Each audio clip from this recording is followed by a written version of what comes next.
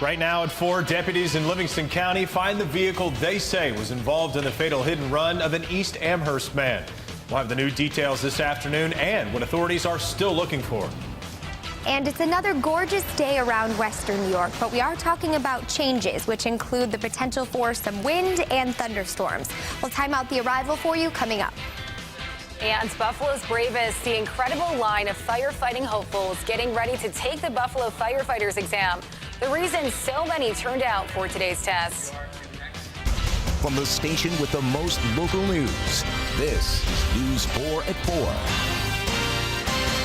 Good afternoon. Thanks so much for joining us. In your top 4 at 4, deputies say they found the vehicle involved in a deadly hit and run in Livingston County. The man who was killed was from East Amherst. Sheriff's deputies say a truck driver saw 24-year-old Nicholas Iannarelli early Saturday morning walking on Route 63 in Geneseo. The driver called 911, but Iannarelli was dead by the time deputies got to him.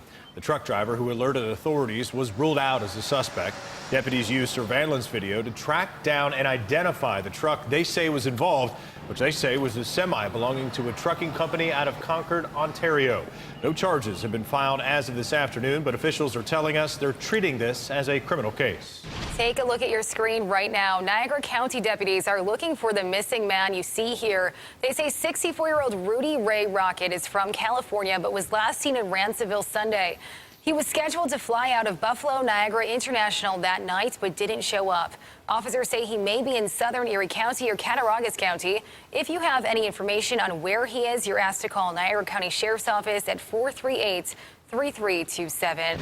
Also new at 4, a Chautauqua County man has been arraigned on more than a dozen sex charges, including some with children. 50-year-old Frederick Ansel Jr. of Panama, New York, faces 11 counts of rape, sex abuse, criminal sex act, and sexual conduct against a child. He was arrested more than a week ago for 2 of those charges. Investigators say he's now facing more charges after an investigation. He's now at Chautauqua County Jail on a $1 million bond.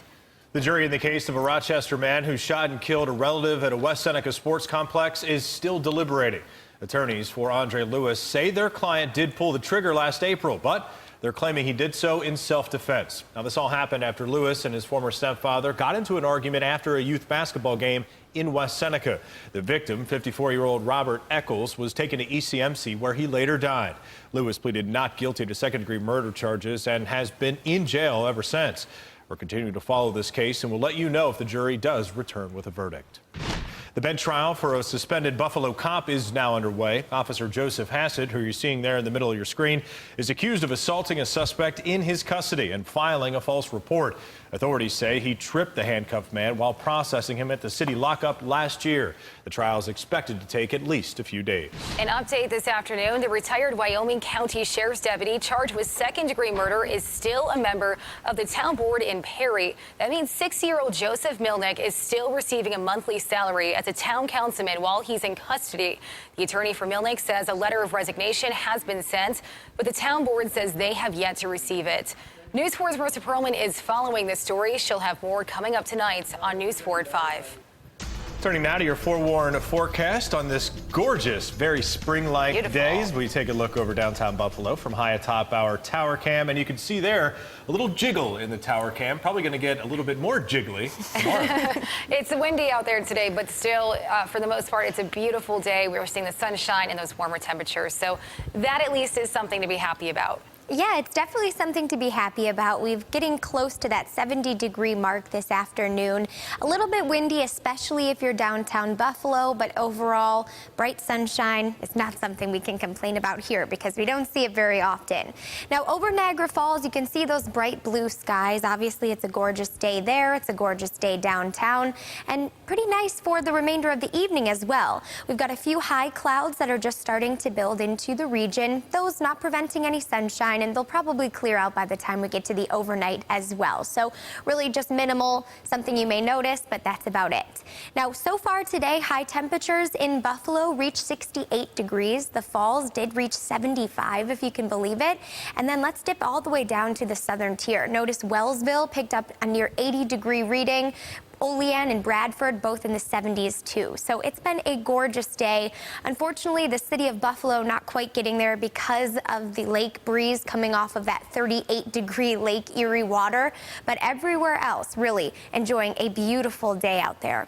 Now here's what you can expect as we move through the rest of the evening tonight.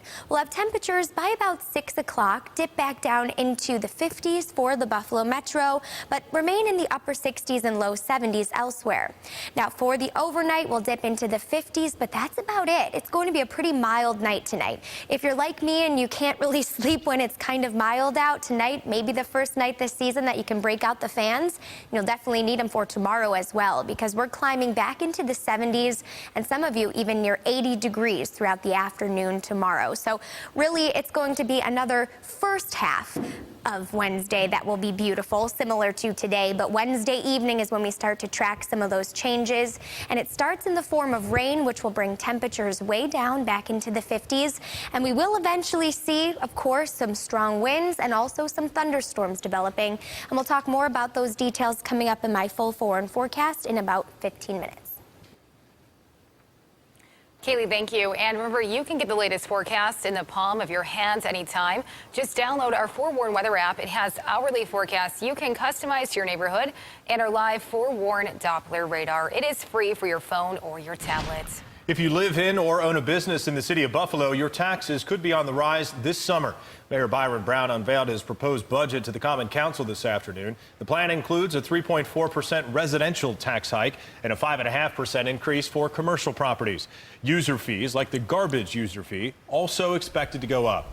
Our Al Vaughters was there as the mayor delivered the proposal and has the reaction. You can see his full report tonight on News 4 at 5 o'clock. Of course, for complete round-the-clock coverage, just head to our website, WIVB.com. The Buffalo Convention Center was packed to capacity with people hoping to become firefighters.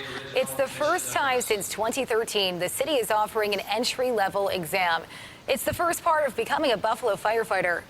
They will then begin, it's a 7-part process, and one of the things they'll be doing is having a physical abilities, it's called, and they will have drug testing, polygraph, and psychological testing, and background checks. 2,500 people took the test the last time it was given. The city hired 249 of them. 2,400 people applied this year. The city expects to hire about 200. Good luck to them. Oh, a mobile market will be roaming the streets very soon in the city. It's bringing fresh fruits and veggies right to neighborhoods with limited access to them. News 4's Allie Ingersoll is in Buffalo with a look at the program. Many people living in the city of Buffalo are living in a food desert. It's a part of the city where people don't have access to fresh produce. Now, a mobile market is hitting the streets, helping people have access to these good fruits and veggies. It's a lot to get groceries on the plate at home. For a lot of people living in food deserts, it can take a lot of effort to get to a full-service grocery store, putting everyone in the family in the car or taking several different public transportation routes.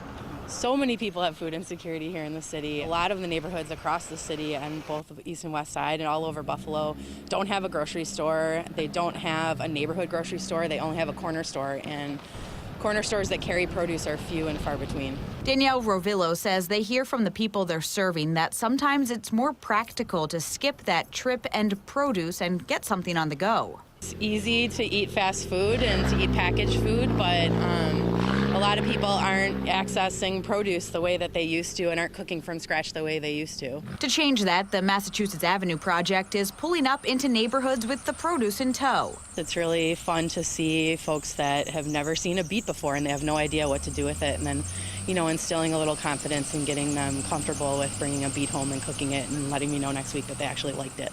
The mobile market has 9 different sites they'll be setting up at this summer. They accept SNAP benefits, and the food aboard the truck comes from community partners, so it's helping local producers too.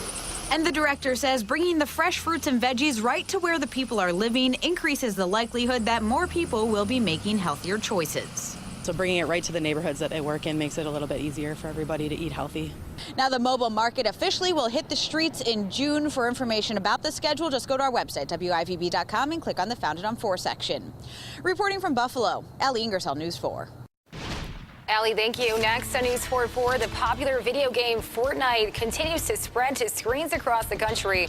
Game experts explain why it's grown so fast and what you should do if your kids are spending too much time playing. And a rare find when an elephant bird egg will be on the display to the public in Buffalo. We'll tell you just how rare this amazing find actually is.